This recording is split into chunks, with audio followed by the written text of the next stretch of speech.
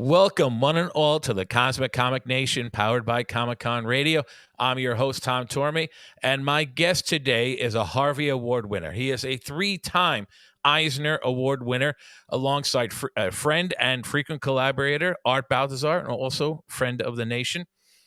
You will recognize his work from comic publishers like DC, Dark Horse, Dynamite, Oh Yeah Comics, and many more. His new young adult graphic novel, Faye and the Moon, is on sale now and available wherever books are sold, and even some places, that our books aren't sold. So please give a cosmic welcome to Franco Orleani. Welcome to the show, Franco. Thanks for being here. Oh, thank you for having me. I appreciate it. Oh, it is my pleasure. You're an immensely talented writer and artist. And I actually did not mention this prior to, but similar to Art Baltazar, I had seen you for years at New York Comic Con. Whenever my sons and I would visit Artist Alley, you guys were our number one stop. And this year, my son turned 15 and kind of went on his own way with his friend.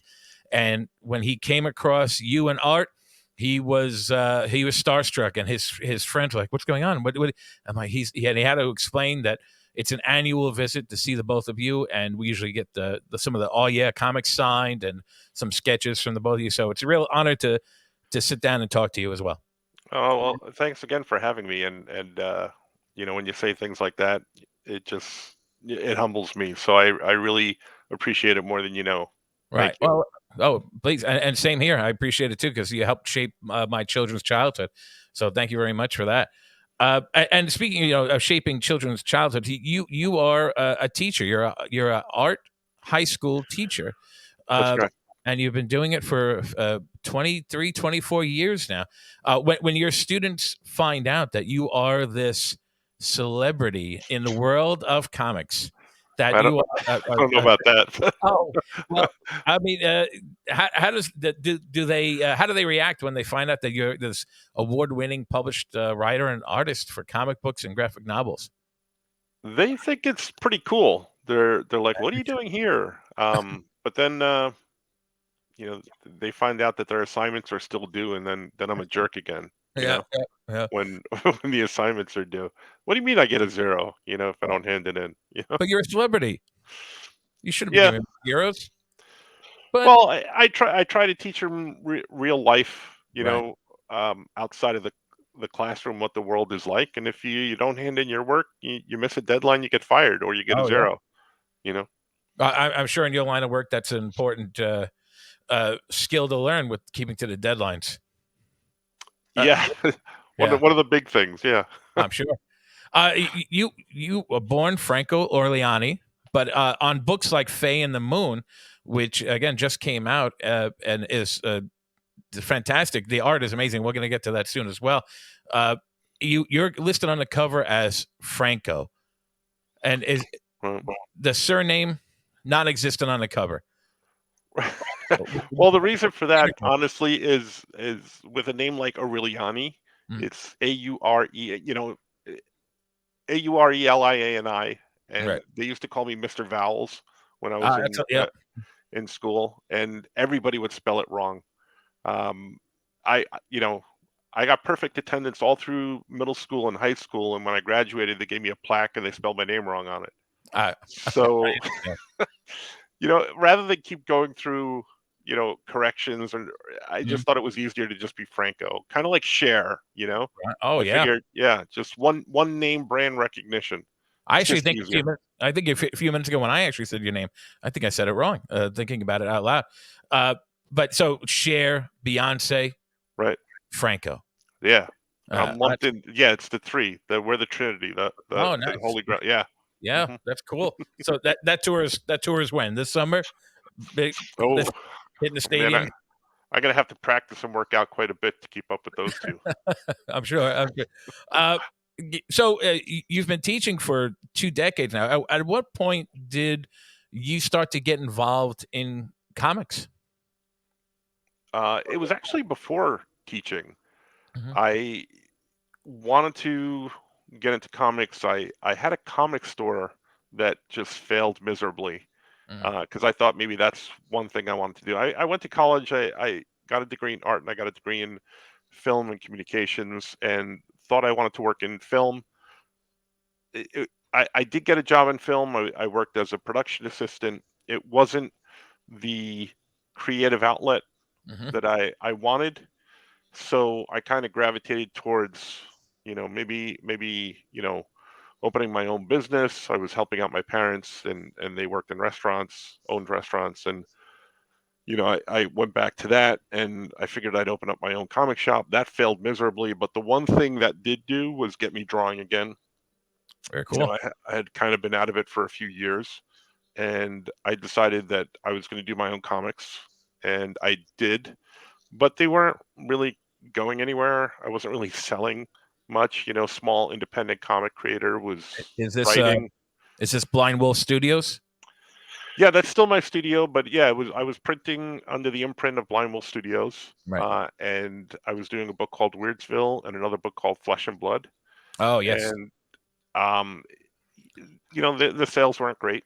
I Right. was writing artwork, editing, inking. I was doing the whole nine yards, and the sales were okay. They weren't Right. tremendous, and I came to the realization with some help of my wife, who we were about to have a family, and I decided I really needed a job, Hmm. and I went back to school, got my degree in education, um, Nice. so got a job teaching, and I always did comics on the side, and everybody would tell me, oh well, you're gonna have to do one or the other. It's gonna. I'm Hmm. like, yeah, well, eventually I'm gonna have to, and I never did. Right. I'm Now, still doing it. now, Flesh and Blood, correct? Flesh and Blood was uh, vastly different from what the work that you've been putting out. It was way more, let's say, mature Hmm. as opposed to the work. At what point did you kind of make that transition from, this isn't the kind of maybe this isn't the style that was working for you, or the style that you kind of found as the perfect creative outlet? Maybe when did you transition in your style of writing and drawing? I always liked both. I like the cartoony, funny stuff, but I also like, the gritty, mature comics. But I also like, regular superhero comics as Right. well. And my idea in my head, anyway, was I'm going to do this mature vampire comics because I've always liked vampires and monsters and things like that. But it took me a while with all of working and going to school and stuff like that. Drawing one of those comics was a lot more labor intensive, um, and I had this bright idea. Looking back on it, I don't know if it was so bright or not, but I thought those books I was getting out once every 3 or 4 months Mhm. if I was lucky. So my bright idea was to come up with a cartoony style to write and draw a book called Weirdsville, which I can draw a lot faster, and would be more funny in nature, and I could put that out in between the the issues of Flesh and Blood. So I don't really know what I was thinking in between doing this labor intensive work for the Flesh and Blood. I would add myself more work to do cartoony stuff, but it was all in an effort to keep my name or a book out there on a Right. more consistent basis.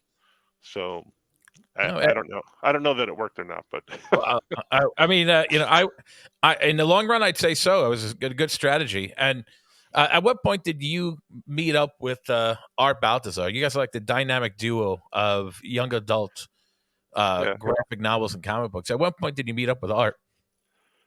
We were doing. He's from Chicago. I'm here from New York, and he at the time was living out here in Connecticut and working for an art studio. And we both happened to be at a convention in Massachusetts, I believe, somewhere.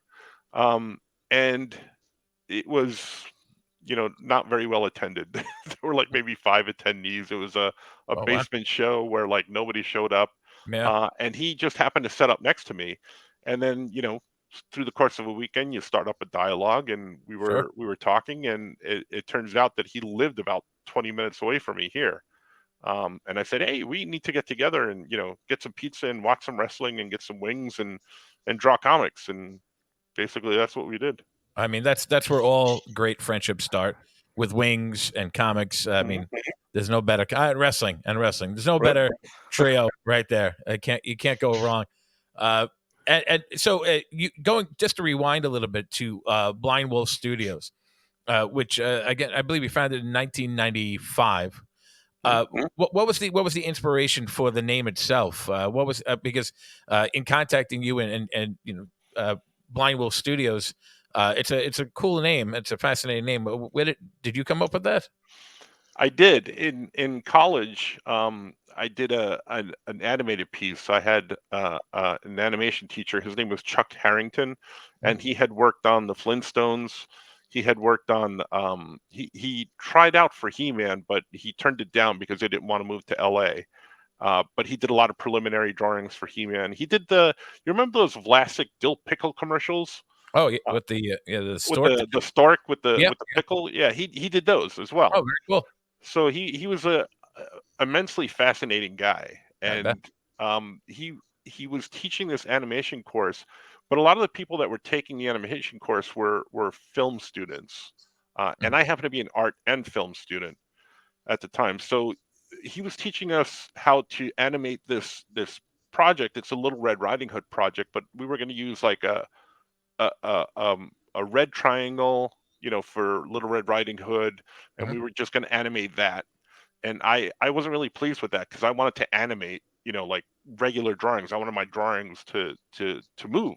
Right. Yeah. So again, and this seems to be like a recurring theme with me. I just took on a lot more work than I should have, where I wound up drawing a lot more, for this animated short that was only about 3 minutes long or less. It was like about minute tops maybe, Mhm. and I did a lot more drawings. And I was into the superhero stuff back then, and I drew my wolf kind of scary, with these white eyes, and everybody was kind of making fun of him and saying, "Why is your wolf blind?" Mm. And that's kind of where it stuck. It stuck from the animation piece that I did in college. So I'm like, "Oh, Blind Wolf," and that's where I came up with the name for Blind Wolf Studios. Oh, nice. From a very noble beginning, and here you are now. It's amazing. Somewhere along the way, you were involved in a number of projects at DC Comics. Mhm. Everything from the comic book adaptations of Green Lantern, the animated series, which is just a phenomenal show, and uh, Young Justice as well. Batman 66. I think you worked on issue 12 of that. Mhm. And Super Friends. You worked on a number of different properties, like as you mentioned, with kind of He-Man and these classic TV shows and cartoons. Uh, if you could bring one of those shows back to the air and somehow be involved in the writing of it is now. I know Young Justice is currently on. Well, maybe it's probably on hiatus for the time being, at least. Uh, but if you could bring one of those shows back and be involved with the writing or the art aspect of it, which of them would it be? Oh, geez. Uh, Yeah, I don't know. No one's ever really asked me that before. I don't know if that's a good thing or a bad thing. I don't know. I'll take it as good. Yeah, I mean, I don't know. They've done such cool stuff. We did do some animated stuff with the Super Pets. We did Right. Yeah. some animated shorts for that. I don't know. Does it have to be within DC or kind of just any No, any no. animated? By all means. Um, I Oh, don't know. I was a real big fan of Thundar the Barbarian. I oh, love sure. Thundar, Hanna and Barbera's. yeah, the D&D cartoon with the five Mm, kids, mm. and Herculoids. Yeah, just I could go on and on. Yeah, Hercules. Just name a whole bunch of them. Yeah, you can't go wrong with the late '70s kind of Hanna Barbera cartoons. I mean, Yeah, that was basically my babysitter. So oh yeah, I I watched a lot of cartoons back mm. then. Space Still do. Ghost. Yep. Hmm. That would be. I think you did. I mean, you did really phenomenal work on those series. Green Lantern. I think the animated series did issues 1 through 6, and a phenomenal job kind of expanding the universe. But you also have some amazing creator-owned characters like Patrick the Wolf. And now we're getting into the young adult graphic novel beyond that with Faye and the Moon. Uh, if they're not perfect characters. Like I mean, for anyone who's familiar with Patrick the Wolf, knows that not only is he a young boy that has to contend with that he's actually a wolf, but he also has other issues as well. Like he has speech issues, he has social issues, and even with Faye, she's contending with. I tried to pick up the book the other day. They were sold out of it at my Barnes and Nobles here at Staten Island. Just so Oh you know. wow. Which I'm sorry, but that's awesome to hear. right, exactly right. Now I know she has to contend with I believe the loss of her mother. I believe. Mhm. Now the what is it about putting these kind of issues into these characters that you think will resonate with young people as they're reading it? Uh, I don't whether I don't Yeah, uh, I don't know that I put that much thought into it. I mean, I kind of do, I guess, subconsciously, but it makes for good stories. right, Patrick the Wolf Boy, we we decided very early on that he wasn't going to be speaking. He would only speak in grunts and howls Mhm. and things like that. And the tagline was that he was misunderstood by many but loved by his parents. So like that. If you had your parents that loved you, you could basically do anything, even if you were a wolf boy. Right. And that's what he did. He chased around squirrels, but his dad tried to say, you shouldn't eat squirrels, things like that. Uh, Faye in the Moon was just there's these sparks of ideas that come into my head, and then they live rent free for months on end up there, and they rattle around, and then I'll write notes and notes and notes, and then eventually a story comes about. So you always try and place within the story something that has some conflict for the main character that you know people can associate with. People have dealt with the loss of people, and what would you do to bring them back? Right. And that's kind of what the main focus of Faye was. So a lot of stories were, I'm always trying to look for that one element that would make good conflict, even if it's, if it conflict when Superman is fighting a bad guy, but also conflict internally. Like what do you go through Mhm. in order to get through this? What would you do? Type of thing. And have you heard and at your frequent appearances at different cons, or whether you're meeting and greeting someone at all your comics, do you hear back from fans who tell you that these aspects of the character resonate with them or resonated with the children that read it? Absolutely. I always try and approach every comic that I do that it's always going to be someone's first comic. So I Yes. try Smart. and have that in the back of my mind. But I've had lots of people come and tell me that it's their first comic, or they learned how to read on my comics. Mhm. But there's those moments where I get people like I did a book with well, I actually did a couple of books with Sarah Richard. The first book that we did together was called The Ghost the Owl, and I had a woman come up to me and tell me the story of her child and what happened with her child that had passed away, Mhm. and how impactful the story was for her. And it kind of it brought me to tears, like on the on the show floor. You don't know how you're going to reach people when they read the story. Like I said, you try and put that conflict in, and what would the character do, what would you do, and I try and put myself in that place. And there's people that are in that place as well, and Sure. it Yeah. that's why it resonates with them.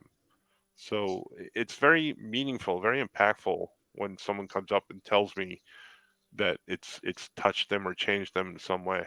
Right. It's an interesting take on it, and I do appreciate what you had said too about trying to treat every comic like it's going to be someone's first, because inevitably it is, and that definitely speaks to accessibility is something I look at too when I'm looking at a book, like whether this is issue 1 or issue 1052. How can I just jump on board. Someone at one point is going to be using that issue as a springboard Right. into their love or potentially disdain of comics if they find it to be too confusing. So it's good to hear that writers such an artist such as yourself are treating it as a springboard into the genre, into the medium, I should say. Absolutely. It's very mindful. It's front of Mhm. mind for me. And one of the things I really dislike is when people ask me, "Oh, what age group is this for?" And Right. because, I know that I write mostly for kids, but I really don't. I write all ages. And when I say all ages, I literally mean all ages. We did Tiny Titans for DC for the longest time, and we had grandparents come to us and say how much they love the book. They would read it to their grandkids. We had parents who were buying it for their kids because they love Teen Titans so much and they can get the little funny Easter eggs out of it that the kids might not get, but they find it funny on a different level. So I hate kind of the word all for kids comics, Right. because I like all ages, and I literally mean all ages when I say that. So I like that term better. Well, yeah, no, and it's important too. I mean, I definitely, as like you said too, looking at a number of different books that yourself and Art had kind of put together, uh, reading them with my children at different ages in their life, but also as an older man, I'll say, really enjoying it too for those Easter eggs, for the conflict, and it's still fun. And whether you're 4 or 40, the book is still fun, and I like that approach. You're not writing it; you're writing books that children will enjoy, but it's not necessarily exclusively for them. Right. And there's something that everyone could get out of it, and that's definitely a great approach. And I definitely, speaking to the accessibility, is central. Uh, you take turns. You're a fantastic artist, and you're a fantastic writer. But on your new book, Faye and the Moon, it's exclusive writing, and you brought on an amazing pair of twins, the Satrun twins, Sarah and Catherine. How did that relationship come to be? I was doing a little research into them, and at one point on their website, they identify themselves as the sketchy duo, which I love because it sounds like it should be suspicious, but then you realize it's their sketches. It's beautiful art. Yep. Uh, and how did you get involved with Catherine and Sarah Satrun for this book, or for Yeah. just in general? Yeah. For this book, which I found Catherine and Sarah, and even the last book that I did for DC, which was Dead Man Tells the Spooky Tales, I was able to curate 12 different artists to do that. It dawned on me a while ago that I wasn't going to be able to draw all of these comics, especially with my day gig in teaching. It's easier to write and carry a notebook with you than it is to carry a sketchbook with you. So writing just is more accessible anywhere, Mhm. between classes or on my lunch period. I would always jot down notes. I mean, I sketch as well, but um, I would write down notes and stuff like that. And I had this idea for Faye a while ago, and one of my favorite things to do when I go to conventions is to walk Artist Alley, and that's where I came across Catherine and Sarah. They were set up in Artist Alley in Chicago, C2E2, and became friendly with them. Loved their artwork, and I approached them and asked them if they would be interested in maybe working together. They had never really done graphic novels before. They worked strictly, mostly in animation. Mhm. They still do, but I asked them if they would, you know, be willing to kind of try this out and see if it went anywhere, making no promises, saying that this this may never go anywhere, but would you be interested? And luckily they did. We pitched it to my agent. She was able to shop it around. Somebody picked it up, and we worked on the book. That's fantastic. Mm.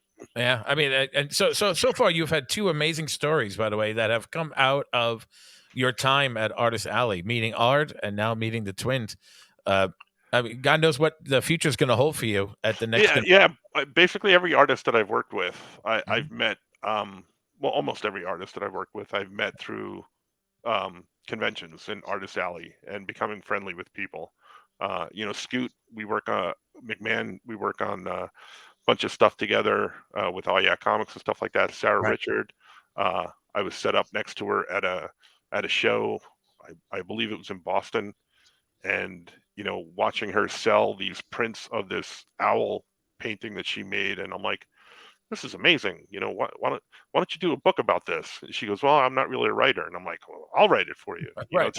type thing. So yeah, that it's the connections that you make, and the Right. incredible artists that I'm able to um, work with, that just make me look good. They make me look good. I think a lot of that is don't you're very humble because I mean your writing is absolutely phenomenal, Well, thank uh, you. and is able to resonate with so many people. The art on Faye and the Moon is really just so fluid. It's so it does have that kind of borderline.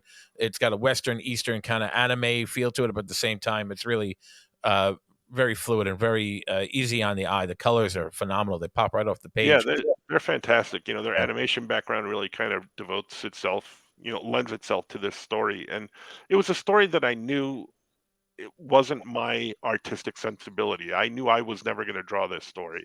Mhm. So I wanted to find somebody who could. And luckily I found two who Right. could. Yeah. Phenomenal. What was the impetus for Faye and the Moon? Uh, you mentioned that you worked on it over time, but what originally drew you to this concept? There was, uh, they come from weird places. I was Mm. driving in the car one day, and that song, Magic from Cars, the Cars came on. Oh, it's magic, that Oh, song. oh yes, yes, yes. And there's a line in there that says, "I see you standing there under the midnight," and that line just kind of stuck with me. And I, was looking for. I'm always writing things down, and then I wrote that in my notebook, and then I drew a picture of the moon and somebody standing under the moon, and then I kind of drew the image. If you look on the back of the book, there's the image of Faye, who's the main character, and she builds a ladder going up to the moon, and that's the first image that I drew, Oh wow. before I even came up with the story, and Right. before I even had a name for the character. So it just kind of evolved from there. So it was a line from a song that I had heard that just kind of started the whole thing. And then one night I was thinking, what if you could pluck the moon out of the sky? Because this person built, these ladders up there, and what would happen? And that's kind of where it all came from. Wow, that's amazing. And how long did it take you to put it all together? Would you say? Altogether, it's about 2 years Okay. or so.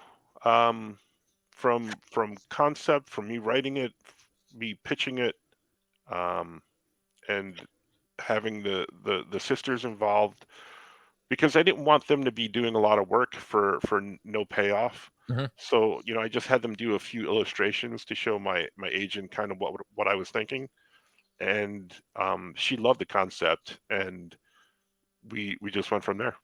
That's awesome. That's awesome. And that's so. If you could, and I know the sisters work in animation, the twins work in animation.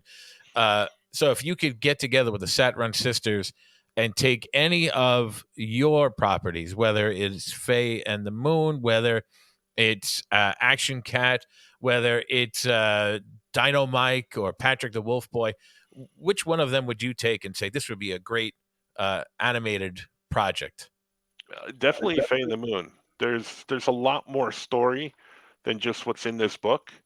I have the next two or three kind of planned out in my Oh, head. If they ever happen, we'll see. But I do have ideas for right. the next few, and the world gets a lot bigger, because the first book takes place mostly in and around her home where she lives. Mhm. But there's a whole world out there that's very unexplored. One of the things about Faye in this story was to show that she has been very isolated. She's kind of lived, not in a bubble, but she's lived in this little village, and that's all she's ever really known. And the biggest, most traumatic thing that ever happened to her was the loss of her mother, Right. and how she deals with that. And then at the resolution of this book, there's some words that are said that kind of open up her world, to outside of the village, and Mhm. it's a much bigger place to explore that I'd like to someday. So we'll have to get Little Lee Books. I think that's the publisher, right? Little Lee Books is Little the little B, yep, Little B. Oh, excuse me. little B. Sorry, Mhm. Little B Books. We'll have to get them on getting that animated ASAP. Uh, Yeah, and what better way to have the Saturn sisters actually animated too? This way, that'd be cool.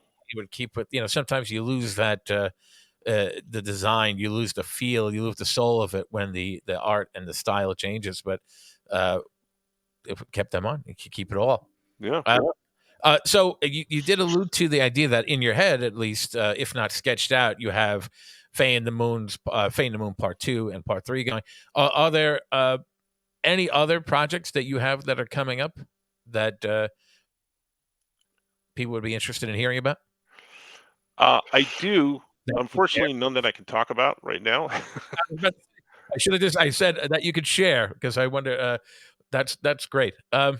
Yeah, I So have a new book that's coming out from DC. I've been told that it's coming out in December or January mm, of this coming year. And but I haven't received official final word on that yet. But I right, do have another project that's finished, and that one is mostly artwork by me. okay, So I'm excited for that, and I have a couple of other things kind of churning and working. It's slow going again because of my day job, right. but hopefully sooner rather than later, I'm gonna have some more time to be working on creative projects. Okay. And that's so that's as your success blossoms and as you continue to grow in this field, is that where life is taking you into the graphic novel and comic book world full time? Yeah, well, that's my hope. I've been teaching for 23 years, 24 if you count, student teaching and substitution. I'll count that. I'll count Uh, I I, it. I I need to stay counted connected it. too. Yeah, it took a whole year, a whole year, so I counted as well. Right. But I'm retiring in June officially, Okay. and looking to do this full time because there are some stories. There's a lot of stories that I know I'm not going to draw because they're not my artistic sensibility. I kind of know that I wouldn't be able to handle the look that I want. But there are a few that I do want to draw. So I want to devote more time to doing that. And I have projects that are kind of in the process of looking to get out into the world. So we'll see where they lead, where they land. Well, I first of all, congratulations on 23, 24. Pardon me. I'm not taking that year away. You deserve that year. 24 years of service. That's a long time to put into that classroom. And I'm sure you had thousands of children that appreciated your vision and your hard work. So thank you for doing that. And not only are you inspiring them in the classroom, but through your work as well. And I do wish you the best. I do hope that you have this continued success and that you're able to keep it going because as a fan and as a father who grew up on it, well, I had children who grew up on, I should say, uh, your work has had an indelible impact on them, and I can only imagine how many countless of thousands of people can say the same thing. And I think Faye and the Moon is going to have that same effect on a generation of people now who Oh, get to thank read you. this. I, Uh, I appreciate that. and for those people, your students are blessed because they get to see you Monday morning when you go back. Mhm. But how about for people who aren't as blessed to be in that classroom? Are there any appearances? I know you've mentioned a number of cons, and I've seen you. I've been lucky enough to see you a number of times at New York Comic Con. Are there any appearances that you're planning on making? I assume to promote Faye and the Moon, but also just Yeah. your other works as well. Absolutely. Next week, not this weekend, but the following week, I'm going to be in Tucson, Arizona for the Tucson Book Festival. Uh, I'm going to be at C2E2 in end of March, I believe, in Chicago. Mhm. I'm going to be New York Comic Con. I'm going to be at Cincinnati Comic Con as well. Um, there's a few others that off the top of my head I can't remember. Working on a few others. I may be overseas at some point this summer, Wow. so I'm looking to hit a few different places. All right. I would that was a busy answer. Yeah, That was that. Oh gosh, that schedule book has got to be full. I would imagine. it is. My wife is none too pleased, but because she's a teacher as well, so it eats up the Uh, summer vacation. But well, at least we'll get to travel together in I was some gonna say, places. you're right. A working vacation. Turn it to a Hmm. work. You get to travel and see different places and meet different people, uh, and Always an honor. right, right. I mean that is pretty cool, and it is really great to see you living this dream. And the dream that you've worked so hard for, that a dream that when you first put pencil to paper, and now it has come to fruition, and you're putting out these amazing works, and you're inspiring all these people. So I wish you continued success, and I do think that you're making the right call here. I mean, you're putting out phenomenal work, and Thank you. I definitely think people are going to resonate with it. I wish you all the success in the world, and I wanted to thank you very much for coming on to the Cosmic Comic Nation to talk about Faye and the Moon and your projects, and and really just personally thank you on behalf of my children and behalf of all the fans out there. Thank you. Well, thank you for having me on and helping me spread the word about Faye. I really hope people pick it up and enjoy it, and if they do, please let others know or let me know because Right. I'd love to do more. And you can find Franco at Oh Yeah Franco with uh, one W. I can is it Oh yeah, Franco. It's AWYEAH Franco. At Oh yeah Franco on Instagram, Twitter. I'm just Franco, regular Franco on Facebook, and you can always find me at blindwolfstudios.com. You can always just Google me, Franco, DC Comics, or right? comic books, and I'll show up. Yeah, yeah, just like that. We had the okay. I'm sorry. I thought we were conjuring you. Conjuring. I apologize. You meant Googling. Yeah, no, Gotcha. yeah, no, I'm not a genie, just Right. online. Right, right. Just I will show up. I will just say his name 3 times, and he will show up. But Franco, thank you very much for your time. It was awesome talking to you, and I hope to hear from you soon. And good luck with everything. I appreciate it. Thanks for having me. All right, guys. That was Franco. I've been Tom Torme. This was the Cosmic Comic Nation. Until next time, be well and stay safe.